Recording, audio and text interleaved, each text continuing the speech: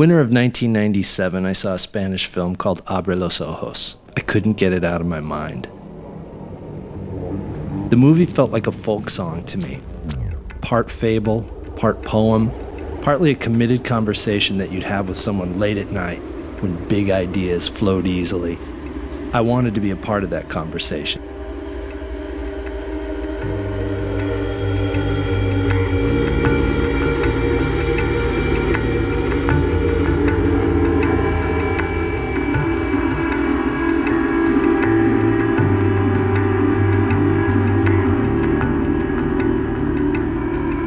Hey, man. Good.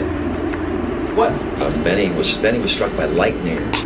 David, opinions are expected.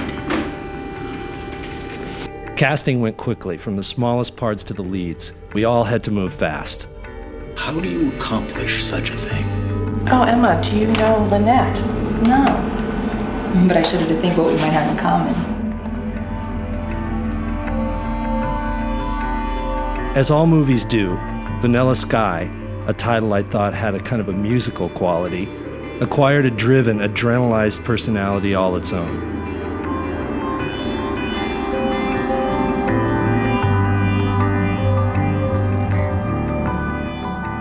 What about you? What's your nickname?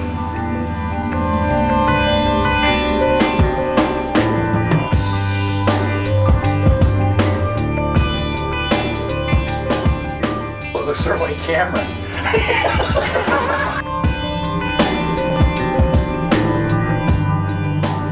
Much of the same crew had worked on Almost Famous. We made the two movies back to back, and they couldn't have been more beautifully dissimilar.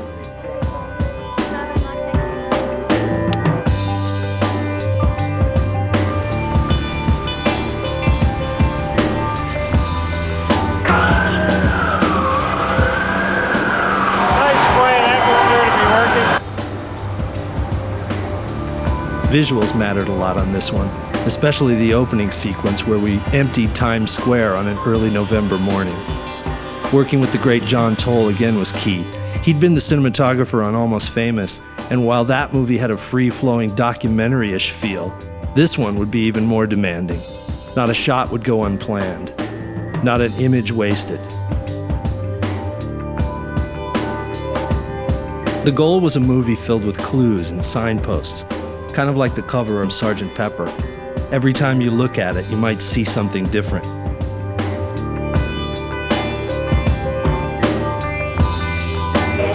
In the original, I don't remember Penelope Cruz being in the psychiatric unit. I don't remember either. I don't remember it. I think there's some kind of mojo in the air that creates an environment in this movie where Penelope Me.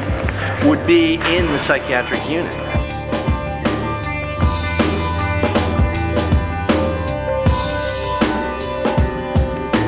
We all pitched in to tell this odd and intoxicating story about dreams and reality. Often, after we'd wrapped for the evening, many of us still stayed behind and talked about the layers of the movie, even while we were making it. Not quite 2 years later, we still do.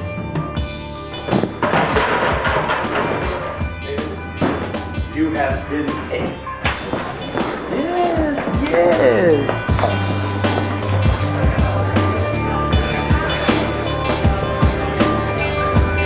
We worked 6-day weeks to beat an impending strike that never quite arrived. And by the end, everybody was burnt. After the first screening, it was obvious we needed to discuss it and put the film in context. What do you think the shot means? It's confusing. What do you think the shot means? I don't know. What does this shot mean? What does it mean? We started on a single piece of paper. Picture comes in the frame. Piece of paper comes in the frame. Camera starts to rise. Rise. We see him surrounded by a sea of paper. And what is the meaning of this shot? Camera knows. Oh, really? What does the shot mean? This shot is the nightmare of somebody trying to catch up on unfinished business.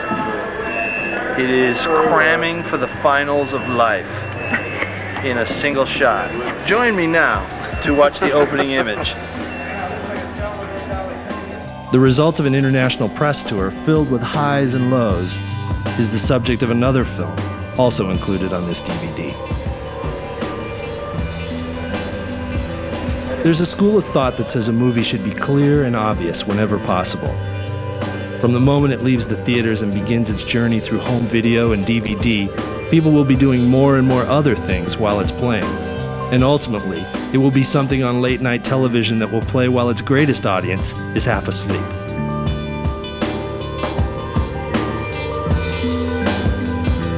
Vanilla Sky isn't obvious. It's a movie to be watched closely, but it's also a movie you can let wash over you. It's a story, a puzzle, a nightmare, a lucid dream, a psychedelic pop song, a movie to argue over, and most of all, a movie that extends an invitation. Wherever you want to meet it, it will meet you there.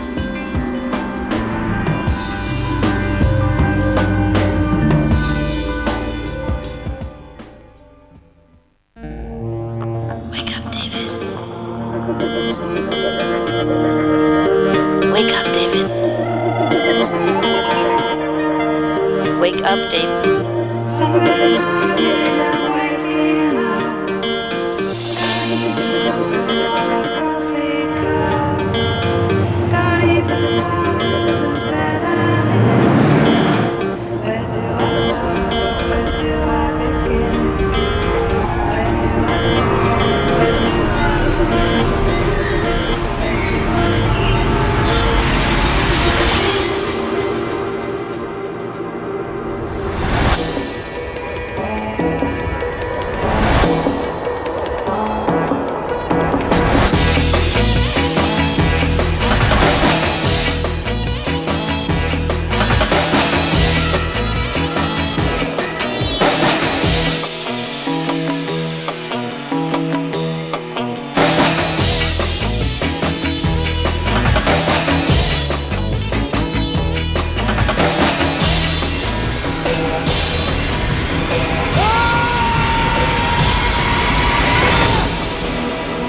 There's an explanation for all this, David.